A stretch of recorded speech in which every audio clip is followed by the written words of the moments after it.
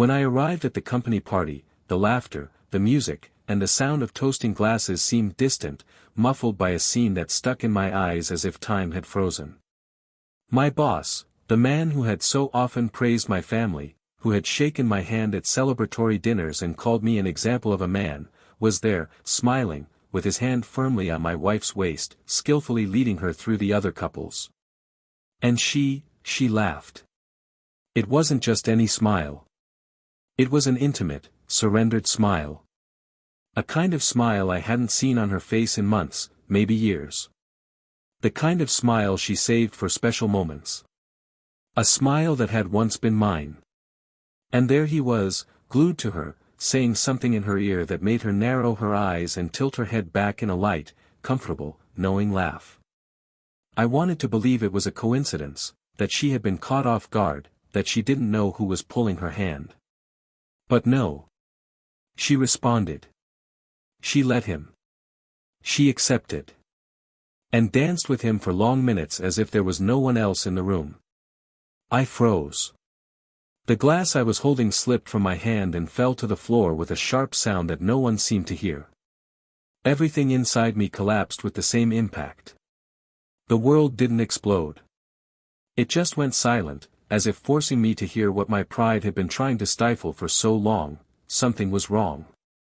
And now it was too late to pretend I hadn't seen it. The silence of betrayal has a dull but deafening sound. I returned home without saying a word, the bitter taste of shame mixed with anger stuck in my throat. I packed the children's bags while they slept, a piece that I knew was about to be destroyed. I organized their small clothes, folding each piece as if it were a farewell ritual, and when the sun was still just a blue speck in the sky, I had already made up my mind. She could have her choice. But not with our family. Not with what we had built. Not with what I had protected for years. When she arrived, her confused gaze found the empty room, the echo of open cabinets, the deafening absence of children's laughter. "What did you do?" she asked, her voice breaking. I just answered with my eyes, "You know." She knew. She tried to justify herself, saying that it was just a dance, that I was exaggerating, that everything was under control. Control. She said control. And that was what hurt me the most. It wasn't the dance itself, nor the touch. It was the naturalness. The confidence of someone who had already crossed the line a long time ago and believed that she could continue without consequences. It was nothing, it was a silly moment, we were just having fun, I didn't even think, she said, stumbling over her words, trying to put together the pieces of a lie that she no longer knew how to hide. But I had already thought too much for both of us. She cried. She screamed. She tried to stop me from leaving with the children. "Please listen to me, I made a mistake, but you are also to blame, you walked away, you closed yourself off," she said, looking for someone to blame like someone trying to hold water between their fingers. But all I saw was her face pressed against the man who took everything from me. And when the door closed behind me, a part of me died. But another part, silent until then, woke up. The man I was before that died there, at the door of the room, with the muffled sound of her pleas on the other side. From that moment on, I became someone she no longer knew.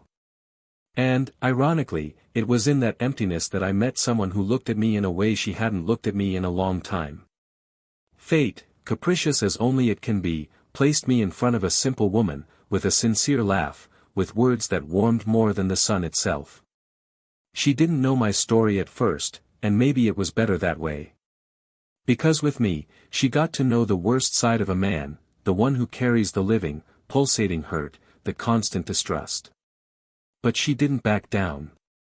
She looked at me calmly, as if she understood the silence of an unspoken pain. And while the traitor tried to win me back, with empty promises, with distorted memories of what we were, this new woman showed me what was possible to be. On the other hand, the woman I once called my wife reaped what she sowed. Not in the way she expected. Her lover, her boss, the one who danced with her as if he were leading her to a new world, was not the prince she imagined. The truth, as always, came out. And what she thought was affection soon turned out to be opportunism. But when she tried to walk away, she discovered something even worse: he no longer wanted her. He started avoiding her, and when he finally confronted her, he was blunt: "You're not worth the risk." She was discarded as easily as she had betrayed him. And it was at that moment, when she realized she was alone, that she tried to run after me. But it was late. Too late. The life we once had was now just a memory, and I was no longer that man willing to save something that had been destroyed by a choice. And yet, she tried. She showed up where she knew I would be, sent letters, videos, messages. With each attempt, a little more of her dignity was undone before my eyes. And as much as a part of me wanted revenge, what I felt was pity. Pity for someone who exchanged certainty for fantasy. For someone who mistook flirting for love. And who now begged for what she once had in abundance: respect. Days passed, and I rebuilt myself. The new woman by my side showed me that I didn't need to shout to be heard, or prove anything to be loved. She taught me that loving again wasn't about betraying my past, but about honoring what was left of me. And it was in this rebirth that I understood: sometimes, betrayal isn't the end. It's just the beginning of a new truth. But, not everything was as I imagined. When she thought she had lost everything, the former woman of my life did something that no one expected. Something that changed the course of not only her life, but also mine. Something that made me rethink everything. And now, I ask myself, did I also make a mistake somewhere along the way? Would forgiving be weakness or a new kind of courage?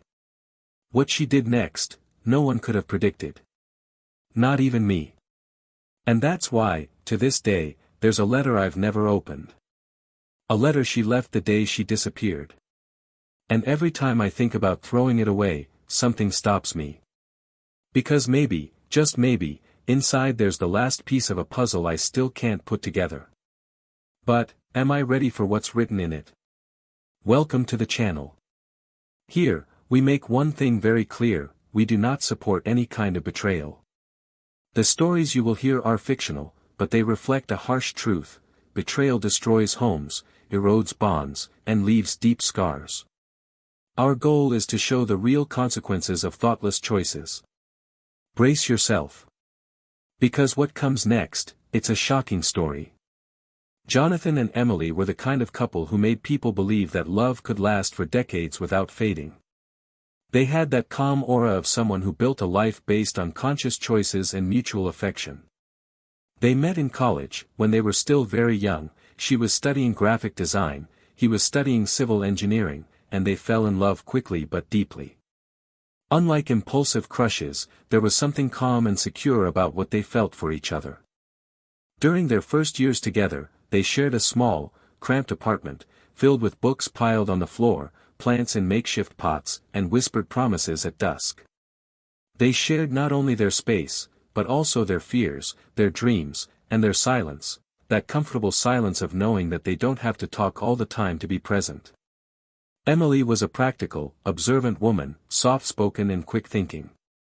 She always sought to find beauty in the simple things: in a cup of coffee in the morning, in the sound of rain hitting the window, in the subtle details of old book covers. She had a classic, understated style that matched her firm and compassionate personality. Jonathan, on the other hand, was outgoing, sociable, someone who effortlessly filled the room without being intrusive. He had a gift for making others feel important, for listening with genuine attention, and perhaps that was why he was so respected among his coworkers. He designed houses and buildings, but he also dreamed of building a more just world. Perhaps that was why he never missed a parent-teacher meeting at school or a community event in the neighborhood. Their life followed a harmonious and well-planned rhythm.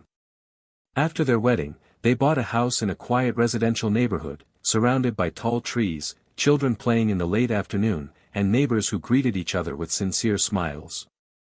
Little by little, they transformed the house into a home.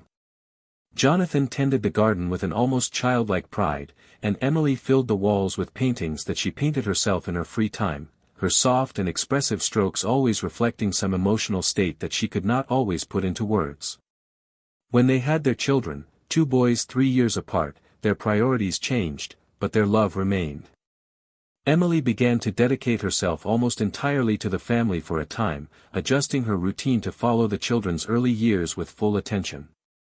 Despite the tiredness of the early years, the sleepless nights and the busy days, there was a complicity between them. In the rare moments alone, they still looked at each other as if they saw the other with genuine affection. They had long conversations in the kitchen while the children slept, shared her favorite wine and laughed at old stories that always seemed funnier under the yellow light of the lamp over the table. Their relationship was made of small gestures, of a rare constancy, and for a long time that was enough. But time, with its subtle ability to wear away the softest edges of human relationships, began to insert fissures where before there had only been solidity. With Emily's return to the workforce, the family dynamic began to change. She was hired by a respected design firm known for its creative and competitive environment. It was an opportunity she had waited years for, and even though she felt a bit guilty at first about being less present, she threw herself headfirst into the new challenge. Jonathan supported her, proud of her achievements, even though deep down he missed the days when she was more available and present. He understood that this new chapter was important to her, but he was also beginning to deal with a silent loneliness that infiltrated the empty spaces of the house and the prolonged silence during dinners. Emily, in turn, experienced something she hadn't felt in a long time, the excitement of being recognized for her talent. The compliments, creative challenges, innovative projects and the possibility of professional growth fed a side of her that had been dormant for years. At work, she began to be admired not only for what she produced, but for her reserved and competent demeanor. There was even a curious attention coming from her superior, a charismatic and experienced man, who frequently praised her in public, valued her ideas and seemed to notice details about her that not even Jonathan noticed anymore. But Emily saw all of this as part of her professional routine. She had always been ethical and committed, and her eyes still sought out Jonathan's in the late afternoons when she got home. Jonathan was facing increasing pressure at work at the time. The engineering firm he worked for was expanding its projects overseas, and the workload of meetings, short trips, and overtime increased every week. Although he enjoyed what he did, he felt constantly drained, distant from himself and his family. The energy he dedicated to everyone around him no longer had any left over for taking care of himself. He would come home exhausted, often in silence, and even without intending to, the distance between him and Emily began to grow, like a small chasm that gradually widens until it can no longer be crossed with a simple gesture. Time passed, and small frustrations began to accumulate like dust on forgotten furniture. Emily began to feel uncomfortable with the way Jonathan seemed oblivious to the changes in the house, the details of the children's routine, the moments when she just wanted to be heard. Jonathan, in turn, felt replaced, as if his presence was no longer as necessary, as if everything worked fine even without him. Neither of them said it out loud, but they both knew it. Communication, once so natural, became bureaucratic. Conversations, once full of laughter and curiosity, were now dominated by reminders about tasks, schedules, school meetings and deadlines. Intimacy was pushed to the bottom of the list of priorities, until it almost disappeared.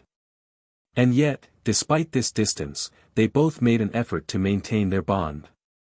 They attended events together, took their children to training and rehearsals, smiled in photos and organized dinners for their friends. To the outside world, they continued to be the balanced couple they had always been, the stable and functional family that everyone admired. But inside, there was a growing silence. And in the midst of this silence, something began to change. Emily began to take better care of her appearance, to choose clothes more carefully for work, to spend time in front of the mirror. Jonathan, although he noticed, did not comment. He was too absorbed in his own tensions, with the accumulated deadlines, with the fatigue that did not go away even with long weekends. The marriage didn't seem on the verge of collapse, but it was far from what it once was. There was love, yes. But it was a tired love, one that no longer declared itself. A love that required effort, but that, without maintenance, was beginning to wear thin. Emily still made a point of preparing Jonathan's favorite dinner on Sundays, and he still brought flowers on special occasions. But the hugs were shorter, the kisses more hurried, and the bed, many nights, seemed like a territory divided by unspoken silences. What had once been spontaneous now needed to be remembered. And then, one night, Emily's company announced a celebratory party. An elegant event, complete with a band, speeches, and a carefully decorated ballroom. She was excited, chose a new dress, applied her makeup with a care she hadn't had in a long time, and invited Jonathan, as usual. He hesitated, claiming to be tired, but ended up accepting. It was important to her, and he knew it. The event seemed ordinary, one of those social commitments that couples fulfill without much enthusiasm. But it was there, in that ballroom full of artificial lights, that everything began to change.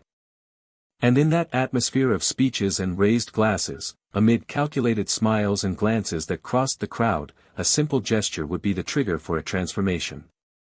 Jonathan could not foresee what would come. But something that night would remain etched in his memory forever. Something that, at first glance, would seem trivial. But that would change everything. The room was lit with an almost theatrical sophistication, as if each lamp had been positioned to provoke a specific sensation. The atmosphere exuded power, success, and a subtle dose of competition, varnished by false smiles. Jonathan observed everything with the discreet posture of someone who did not completely belong there. He moved between polite conversations and formal handshakes, without letting go of the glass he held tightly, as if that object were his point of balance. Emily, on the other hand, seemed to float through the space naturally. She was stunning, her hair perfectly aligned, her dress in soft tones highlighting her elegance. She was admired, complimented, recognized, and that stirred something inside him that he himself could not name. It was not jealousy, it was a restlessness that arose from the contrast. She belonged there, and he was just visiting. Emily's boss, a tall, articulate man, walked confidently across the room. His steady gaze, his ever-present smile, his ability to dominate conversations with calculated phrases and light touches on the shoulders of his colleagues created an aura of charismatic leadership around him. As he approached the couple, Jonathan carefully observed the way he spoke to Emily. There was an intimacy that went beyond the limits of professional hierarchy. It was subtle, disguised in technical comments and lingering glances, but visible enough for anyone who wanted to see it. Emily reacted lightly, as if she didn't notice or as if she had learned to deal with that attention without giving it any importance. Jonathan, silently, registered every nuance. He said nothing. He swallowed his uneasiness like someone swallowing a bitter pill, believing that the effects would soon pass. The music picked up in pitch. The band's sound filled the empty spaces between the tables and scattered groups. A few people began to stand up, motivated by the captivating beat of a soul classic. Emily walked away to talk to a colleague, and Jonathan stayed near the bar, making small talk with one of the architects he knew from previous projects. He didn't hear the start of the next song, but he noticed the movement around him. He turned to the center of the room just as he saw his boss extend his hand to Emily, who hesitated for a second before accepting. They walked to the dance floor and began to dance. At first, he tried to convince himself that it was a social gesture, a formality between colleagues. But as the steps adjusted, the bodies moved closer, and the smiles became looser, he felt the pressure in his chest increase. She danced lightly, like when they used to go out to parties together when they were young. Her eyes seemed to forget everything around them, focused only on that moment. The boss leaned in to say something close to her ear, and she laughed, in a way Jonathan hadn't seen in a long time. That was when he realized there was something there that went beyond any innocent gesture. The man's hands were no longer restrained by formality, and her gaze no longer avoided his. Jonathan left the glass on the counter without finishing his drink. His fingers were cold. The anger didn't explode, it just slowly seeped like smoke under the door. He watched for a few more moments, in silence, then turned and walked to the parking lot. The air outside was cold, but he barely felt it. Each step toward the car felt like it was taking him away from an old version of himself. Driving home was an exercise in endurance. As the images of the dance replayed in his mind like a rehearsed scene, he tried to rationalize, tried to find explanations, tried to remember when things had started to go wrong. Every detail of the night came to the surface with greater clarity, as if his brain were reordering the signals he had ignored for so long. When he entered the house, the silence greeted him like an old acquaintance. The children were sleeping upstairs. Jonathan went upstairs slowly, went through each room, looked at his children, adjusted the blankets. He felt the weight of the choices he would have to make and, even without yet knowing what the next step would be, he already understood that the road ahead would be one of no return. The next morning, Emily acted as if nothing had happened. She talked about the party, praised the organization, made light jokes about some colleagues who were too drunk. Jonathan listened to it all with a lump in his throat. At no point did she mention the dance. He wanted to ask, but something held him back. Maybe it was the fear of confirming what he already knew. Maybe there was still, inside him, an almost childish hope that it was all just a misunderstanding. But that hope was eroded with each gesture she made, with each word she chose too carefully. Over the next week, Jonathan became a spectator of his own life. He observed Emily's departure and arrival times, the way she fixed her hair for work, the smiles she gave when answering messages on her cell phone. There was no proof. But there was an absence of spontaneity, of exchange of glances, of warmth. On Saturday, the parents of one of the children invited the family over for a barbecue. Emily claimed to have a headache and preferred to stay home. Jonathan went with his children. During the afternoon, while talking to another father who also worked at the same company as Emily, he heard a phrase that sent chills down his spine. It was a joke, said with laughter, that boss of hers has more charm than he should. They say he's been involved with more than one employee, but he always gets away with it. He must have a real smooth talker. Jonathan tried to smile, but the words echoed in his mind like a warning. He went home with a heavy heart. Emily was on the couch, watching some series. Her hair was still tied up in a bun, her clothes too neat for a woman who had spent the day in bed. She hadn't confronted him. Not yet. But inside him, the silence was beginning to break. Days later, while Emily was taking a shower, her phone beeped twice. Jonathan had never touched his wife's phone before, and he hated the thought of crossing that line. But his fingers moved almost on instinct. The notification was for a text from someone whose name was saved only as D.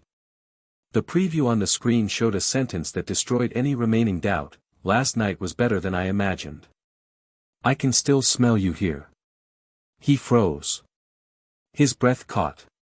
The world seemed to spin backward. He put his phone back in the same place. He walked slowly upstairs, sat on the edge of the bed, and stared at the wall in front of him. The sound of the shower was distant, almost like a storm brewing on the other side of thick glass. When she came out, putting on her robe and drying her hair, he got up and went downstairs without saying a word. He didn't sleep that night. He lay there staring at the ceiling, feeling her body next to his like a strange weight. He thought about everything they had built. He thought about the children. He thought about himself. And he thought about the humiliation of staying there, pretending not to know. The next day, he took the children out for a walk. He made up some excuse, but deep down he needed time, space, distance.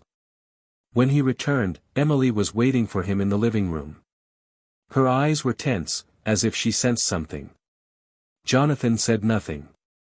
He went upstairs, grabbed 2 suitcases, and began to pack the children's clothes with surgical precision. Emily ran to him and asked what was happening.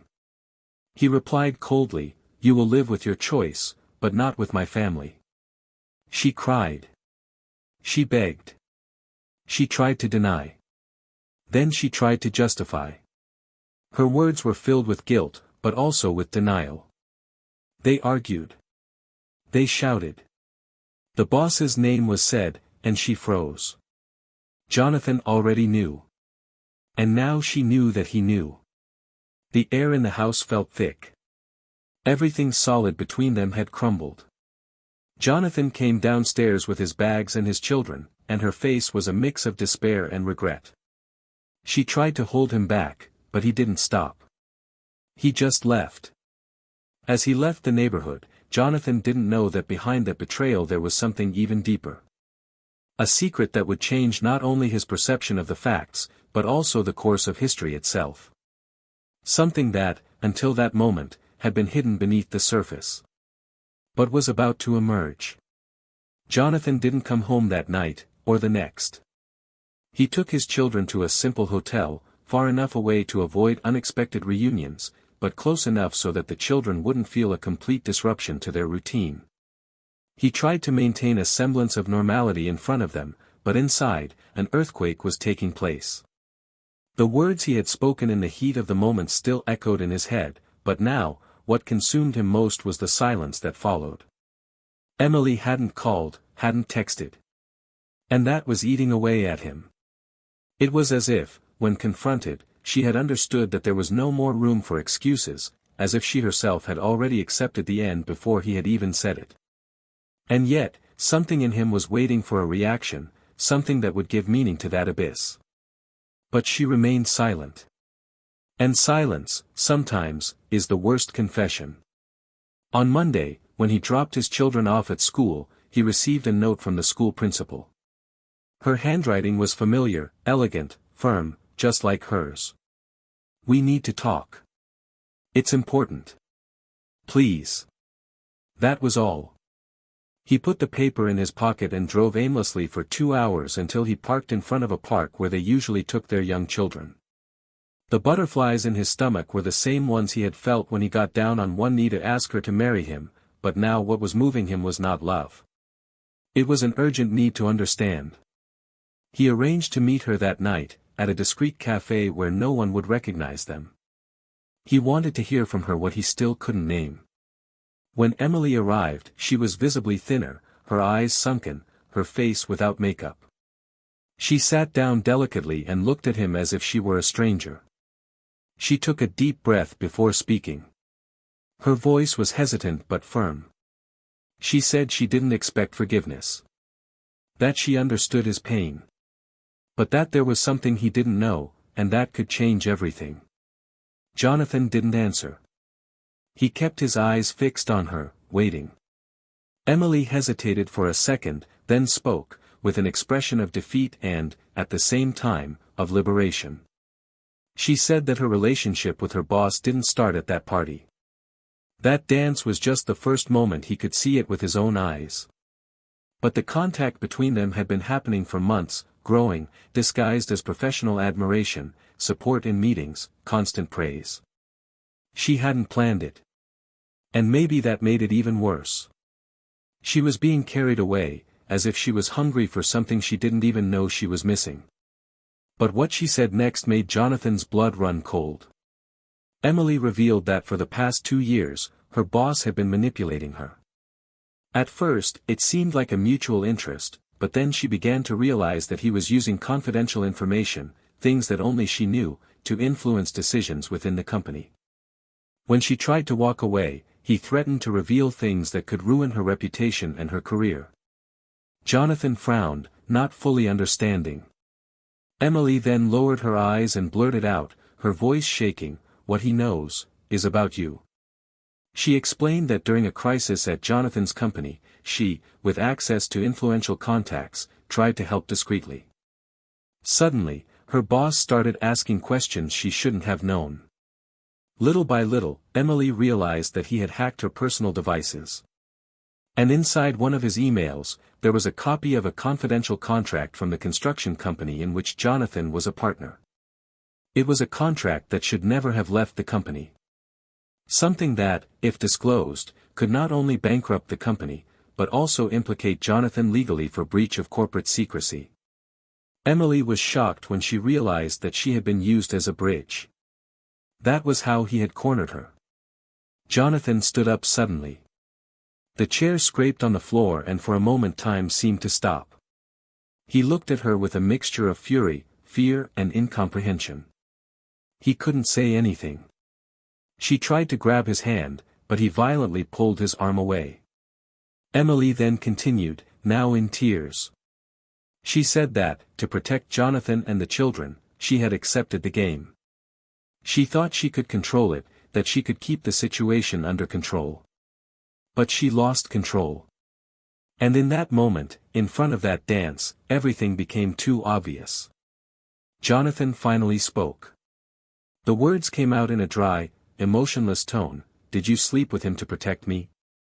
She, silent, just nodded her head. He laughed, but it was a joyless laugh.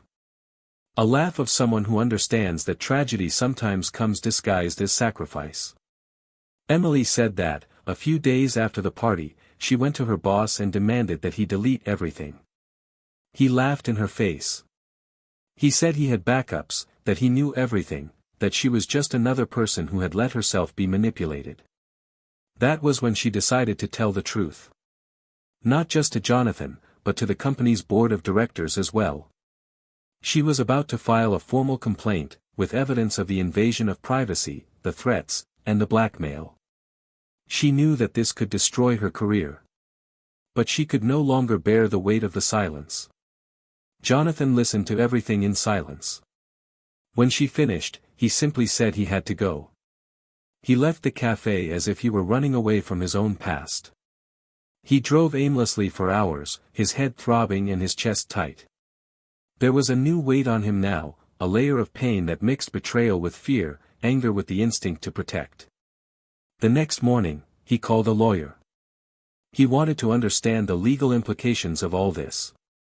His company had already been through some tough times, and if that confidential contract came to light, it could ruin not only the business but also his life. Word that Emily intended to report her boss spread quietly within the company where she worked. People began to distance themselves from her. Others pretended not to know. Jonathan began to feel a different kind of fear. No longer for his failing marriage, but for the consequences that could cascade down the road. Emily was in danger. And, in a way, so was he. 2 days later, he got an unexpected call. He was Emily's boss. The voice on the other end of the line was cool, controlled. He said he knew about the coffee meeting, that Emily wasn't as good a liar as she thought, and that maybe it would be better for everyone if Jonathan stayed away and kept quiet. Jonathan didn't answer. He just hung up the phone. He knew what he had to do. The next day, he went to Emily's company in person and found one of the directors he knew. He told her everything. He didn't hold anything back. He gave her what he knew, about the emails, the blackmail, the manipulation. He didn't try to justify Emily. But he didn't condemn her either. He just said it was time to nip the rotten root in the bud. The scandal exploded like a silent bomb. The boss was temporarily removed while the investigation began.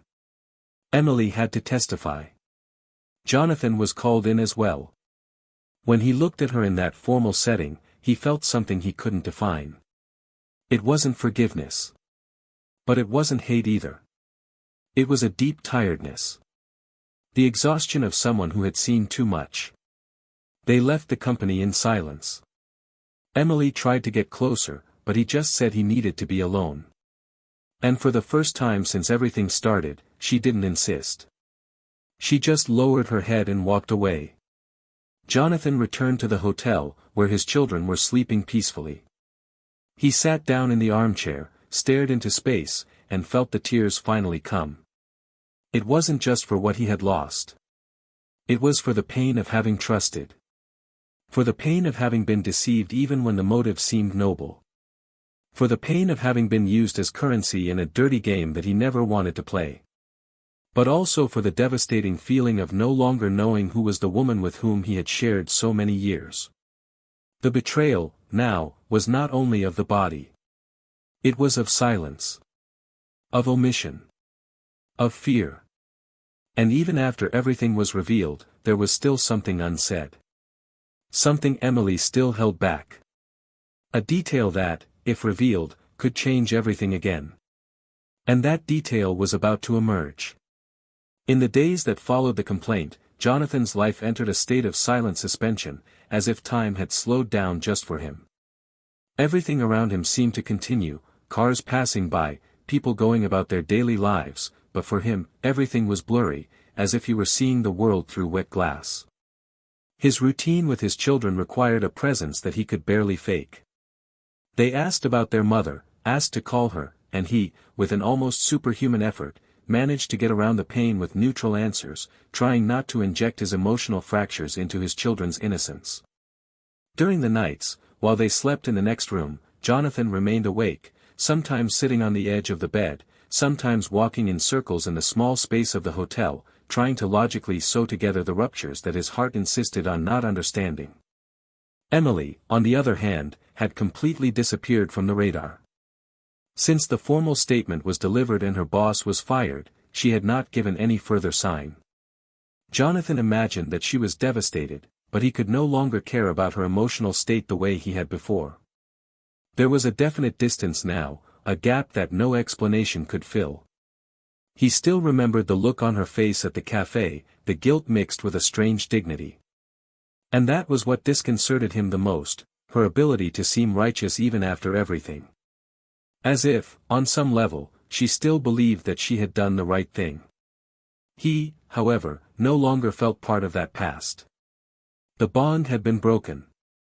But even so, something deep inside him prevented him from completely cutting the thread that still connected them. It was on a rainy afternoon, when he was picking up his children from school, that he received an unexpected call. An unknown number appeared on the screen. He answered cautiously. On the other end, the voice was female, confident, and professional. It was from the Internal Affairs Department at Emily's company. They said he needed to appear for a final stage of the investigation. Jonathan, not understanding why, made an appointment for the following day. Upon arriving, he was greeted by a legal team, who handed him printed documents and asked him to listen carefully. One of the coordinators turned on the voice recorder and a recording began. It was the audio of a conversation recorded between Emily and her boss, which had taken place days before the party. In the conversation, he pressured Emily about her involvement with Jonathan. He said things like, "Your husband will pay for everything he did to me, and, you will be my bridge to destroy his image." She, distressed, asked them to leave Jonathan out of it, saying that he was not to blame, but the boss just laughed. The recording was proof that everything had been premeditated. Jonathan felt his stomach churn. He fell silent after the audio ended. The coordinator then revealed what was left of the case. The internal investigation had revealed that, in addition to blackmailing Emily, the boss was in collusion with a direct competitor of Jonathan's company. They wanted to sabotage a $1 million bid that he was leading. Emily, realizing that her boss was crossing dangerous lines, decided to collaborate with the Internal Affairs Department. Everything she had said at the coffee shop was true, but what she had not said was that, even knowing about the threats, she had refused to turn her husband in. Instead, she spent weeks gathering evidence, sending files anonymously, exposing the network of manipulation in which she had been used. The whole process was triggered because she silently decided not to allow Jonathan to be dragged into the abyss. The revelation hit Jonathan like a slow, deep blow. There was pain, but also a strange sense of restrained gratitude. Not because it erased the betrayal, but because it revealed an uncomfortable truth: she had not betrayed him out of contempt or passion. It was a succession of mistakes linked together by the manipulation of a powerful and evil man, who saw in her a loophole to reach the one he really wanted to destroy. Jonathan left the building with the documents in hand, walking under a fine drizzle that seemed to wash the entire city. He stopped in a square, sat on a damp wooden bench, opened the envelope and reread the report he had received a copy of. At the end of the file was a letter written by Emily, delivered along with the formal complaint. The letter was not addressed to his superiors. It was for him. The words were raw, honest, written with a vulnerability he hadn't recognized in her in a long time. Emily told him details she hadn't revealed before, like the night she almost left home but came back after finding one of her children sleeping in his shirt.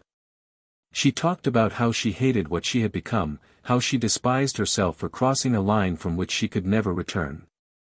But she also said that for the first time in her life, she understood what it was like to love someone enough to be hated if it meant protecting them. Jonathan read each line with a sinking heart. Here was not a justification for betrayal, but a confession of a twisted sacrifice.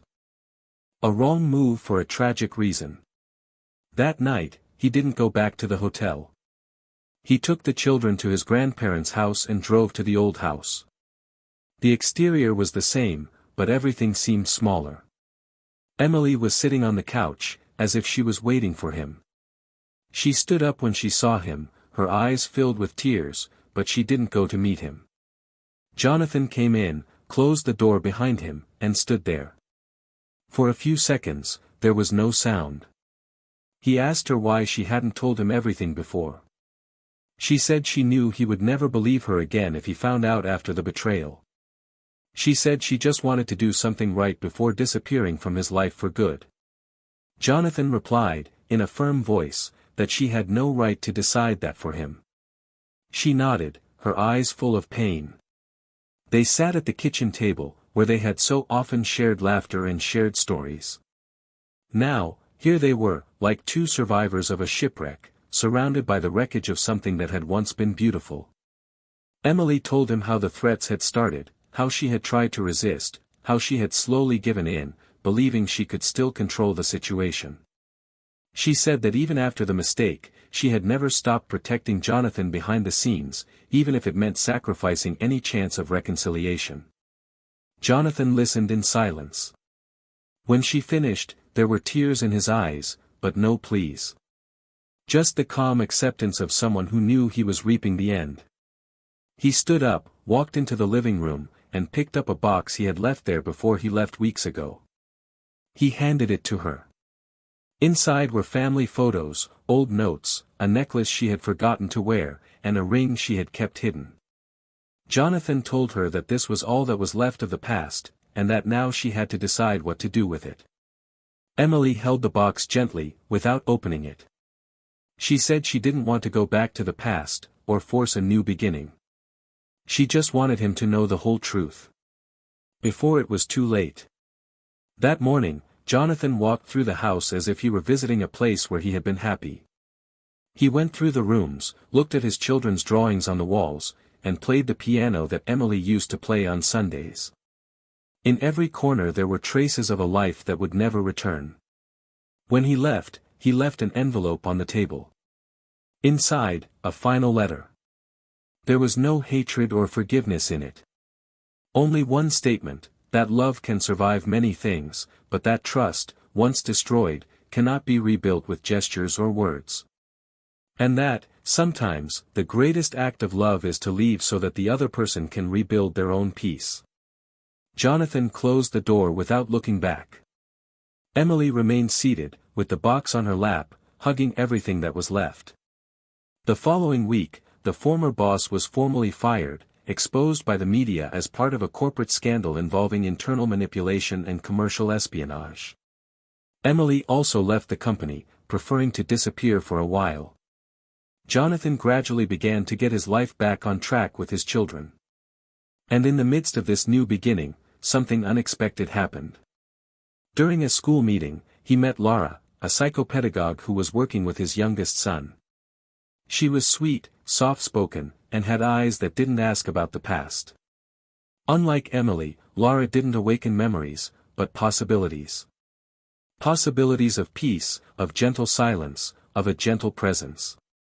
Jonathan, still wounded, resisted. But Laura didn't force him.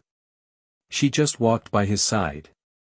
And in every conversation, every smile, he realized that he was alive. That there was room for something new, without rushing, without pressure. Just the timid hope that, even after all the darkness, the heart could still start over. And even without knowing what would come next, he finally understood, the worst was over. And everything that was coming now, was a choice. The transition between what had been and what was beginning to emerge in Jonathan's life did not happen abruptly. It was a silent, almost imperceptible process, like the changing of the seasons. One day he realized that the wind no longer hurt as much when it touched his face, that memories no longer came as stabs, but as bitter breezes that he could bear. Life with his children began to take on new contours. He left the hotel for a small apartment in an old building, with large windows and natural light in the morning, where he was able to rebuild a more intimate routine, more his own.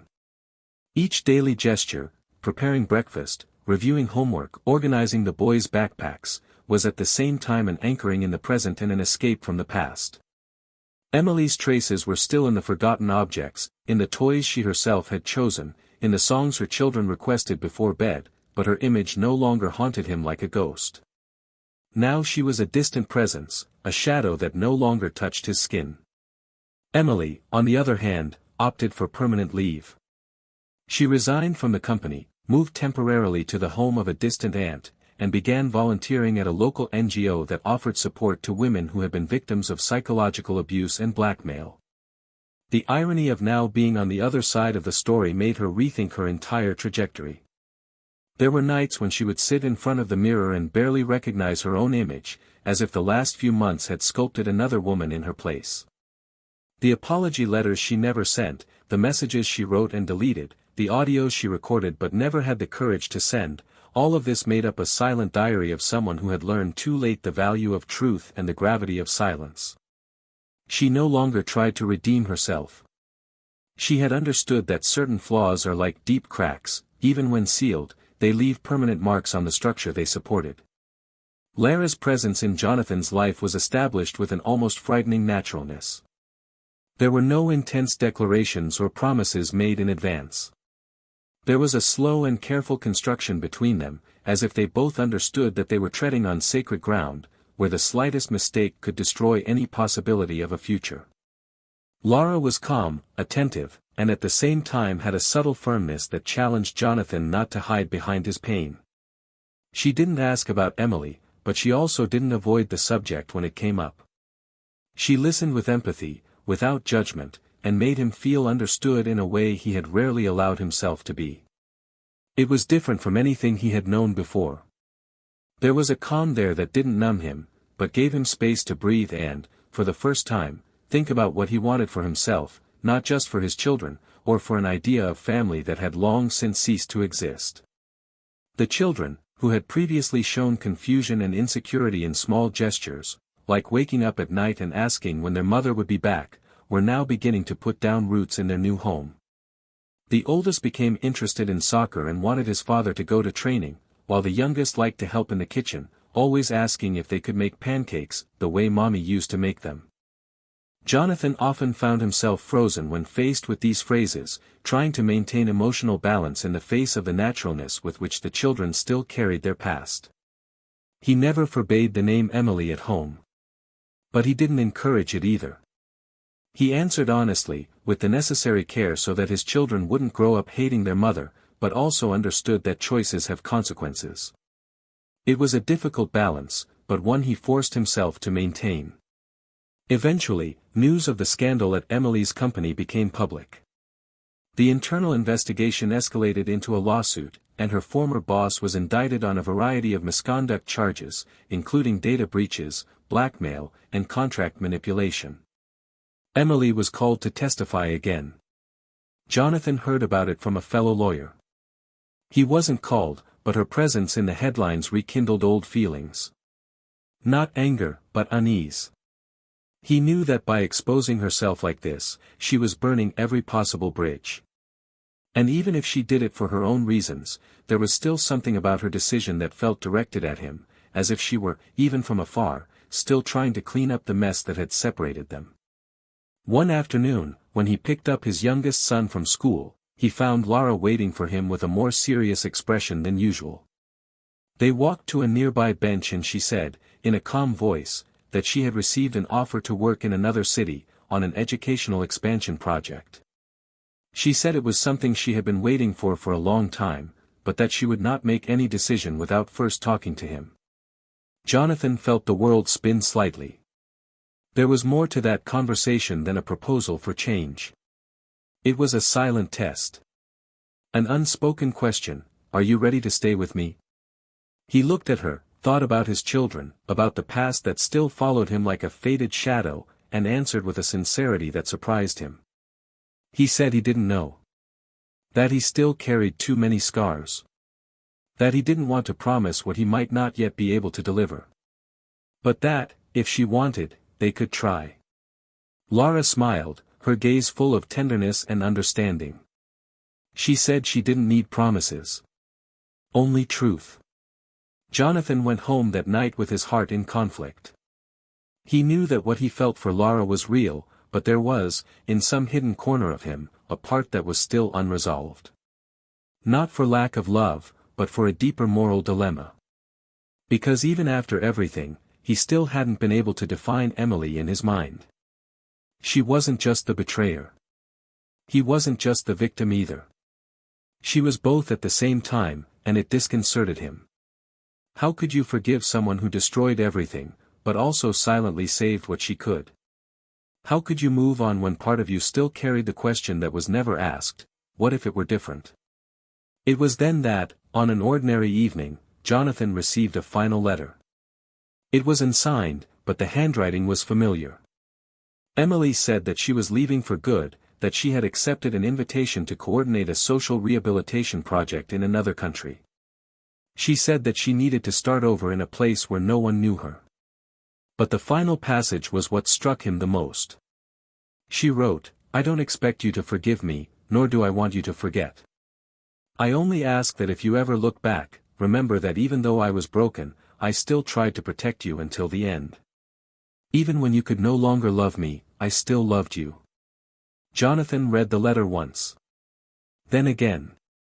He put it away in a box with his old memories, but not to hold on to the past, but rather to remember that pain, however destructive it may be, can also teach us. He didn't reply. It wasn't necessary. That chapter was finally closing with dignity. And as he looked at his children sleeping that night, and thought of Lara, her firm serenity and gentle presence, he understood that the time had come to build something new. Without forgetting. Without denying. But with the truth as a foundation. And with that, he began to walk, not as someone who runs away from what he has experienced, but as someone who carries what he has learned. Because sometimes, the true beginning is not in leaving behind, but in knowing how to take with you only what is worthwhile. Time passed with the delicacy of someone who respects a soul in reconstruction. Jonathan began to feel a kind of cautious peace, like someone who walks through a minefield and already knows every buried explosive. There were no more jolts in his chest when he thought of Emily, nor was there the suffocating weight of resentment. Her name now carried a different kind of silence, the one that arises after all the words have been said. The routine with the children became lighter, the days turned into small victories, and the Sundays, previously gray, were gradually dyed with new colors, especially because of Lara, who became a more constant presence, not as someone who came to fill a void, but as someone who walked alongside, respecting every rubble left behind. On a cold evening in early fall, Jonathan and Lara went out to dinner for the first time away from their children. They chose a small restaurant with dim lighting and music playing in the background, and talked about everything, except the past. For the first time, he felt he could talk about himself without having to explain himself. There was no judgment in her eyes, just calm curiosity.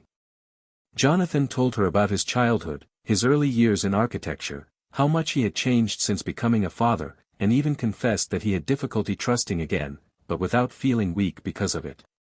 Lara, in turn, talked about personal losses, about how she had learned not to expect perfection from people, only honesty. That was the common ground between them, the ability to exist truthfully, without disguises. Dinner ended in a comfortable silence between them, but as they got into the car, Lara turned to him and asked, with almost surgical care, "Do you still love her?" Jonathan hesitated for a moment. He thought about lying, but chose the path he had learned to follow since everything fell apart, the path of truth. "I loved, in a way that defined me. Today, I don't know if it's love or if it's just the scar of it. But no, I don't want to go back to that." Lara nodded, and without further questions, took his hand. That was all she needed to hear. And for him, that was more than an answer. It was a release. Weeks later, Emily got in touch again. She sent a short message, simply saying that before traveling abroad to start her new life, she wanted to see her children one last time. It took Jonathan 2 days to respond. He knew that denying her would be cruel, but allowing her to do so also required more strength than he would like to admit. When he finally accepted, he proposed that they meet in a park on a Sunday, on the condition that it be brief and that there be no side conversations. She agreed. The day dawned cloudy, as if the sky sensed the weight of their reunion. Emily arrived punctually, dressed simply, without makeup, with a look that revealed both nervousness and humility. When her children saw her, they ran to her with a mixture of euphoria and surprise. Jonathan remained standing at a distance, watching. She knelt down to hug them, and cried, not loudly, but with that silent cry that only mothers understand. During the hour they spent there, she played with them, listened to their confused and excited stories about school, asked simple questions and avoided any comments that could cause noise. She was just a mother. And that, in itself, was already a gesture of redemption. Before leaving, she handed a small box to the oldest, asking him to open it only later. And then, she turned to Jonathan. Her gaze no longer sought compassion. Only recognition. He nodded, as if he understood that the cycle had ended. And she was gone. That night, while the children were asleep, Jonathan opened the box. Inside were 2 hand-drawn drawings that Emily had drawn, one of the old house, with the 4 of them together in the garden, the other was a note written by the children, which she had kept since their first day of school. At the bottom of the box was a small bracelet with the children's initials on it, and a handwritten note, "I was the mistake, but they were always the best of me. Take care of them for both of us." He closed the box slowly, took a deep breath, and for the first time in months, felt like he could move forward without carrying the burden of what could have been different. At the end of that month, Jonathan received an unexpected invitation. The competing company that had been involved in the scandal sought out his lawyers to propose a settlement. With the removal and arrest of the manipulative boss, the new managers wanted to clean up the company's image and, surprisingly, suggested a collaborative project with Jonathan's construction company. It was a bold proposal, but also a clear sign that his name had emerged unscathed from that storm. Jonathan thought long and hard before accepting. It wasn't just about business, but about facing head-on the wreckage of everything that had almost destroyed his career. He ended up accepting, on one condition: he wanted total autonomy in leading the project. He was granted the offer. At the contract signing ceremony, with representatives from both companies gathered in a large, glass-enclosed room, Jonathan stood out not only for his professionalism but also for his calm demeanor. At no point did he mention the past, but everyone knew it. There was a silent respect for someone who had weathered a storm and not crumbled in the midst of it. When the event ended, one of the directors approached and said, "Few would have acted with the dignity you have shown, even after everything." Jonathan simply smiled kindly, without vanity. He knew the price he had paid for it. Days later, when he returned from another meeting to align the new project, he found Lara sitting in his office, surrounded by the boys' toys and with a tired but sincere smile. She stood up and, with shining eyes, asked if he still wanted her to stay. Jonathan walked over to her, took her hands firmly and said, "It's no longer a question of wanting you to stay, it's knowing that your presence made everything possible." Lara hugged him with the strength of someone who doesn't need promises, just presence. And in that hug, he understood that love, when born from ruins, is stronger than any romantic ideal. Because it's real. Because it's a choice. Because it's consciousness. At the end of that month, Emily left for her new country.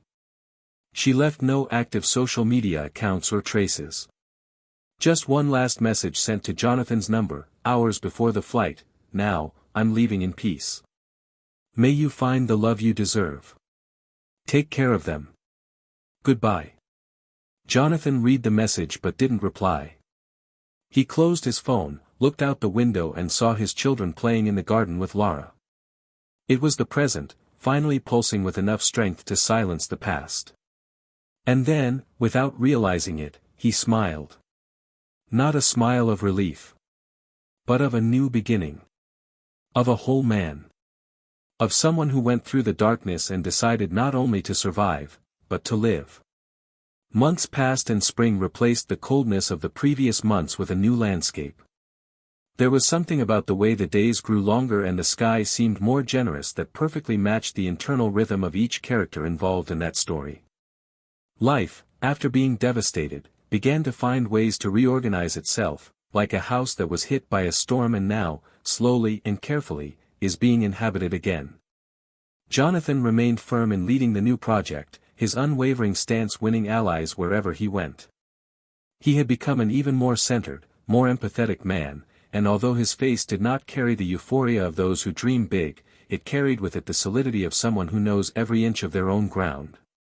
He learned to be firm without being harsh, to be careful without becoming too vulnerable, and his relationship with Lara grew stronger silently, without the weight of pressure or idealizations, but with the maturity of someone who doesn't expect love to solve everything, but rather to walk together even when everything seems to be falling apart.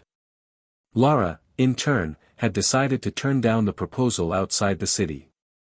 Not out of sacrifice, but because she understood that the construction site where she lived next to Jonathan was not replaceable by any career advancement at that moment. Together, they created a new routine, without comparisons or ghosts. She became an important figure in the children's lives, not as a substitute mother, but as someone who added value, who respected each one's place and filled hers with wisdom and naturalness. The children embraced her with the kind of spontaneous love that only little ones know how to offer when they feel safe. And Jonathan observed this with a kind of gratitude that dispensed with words. Lara filled spaces without forcing, just being there, just remaining. There was no rush, there were no promises of eternity, there was presence. And sometimes, that is more than enough.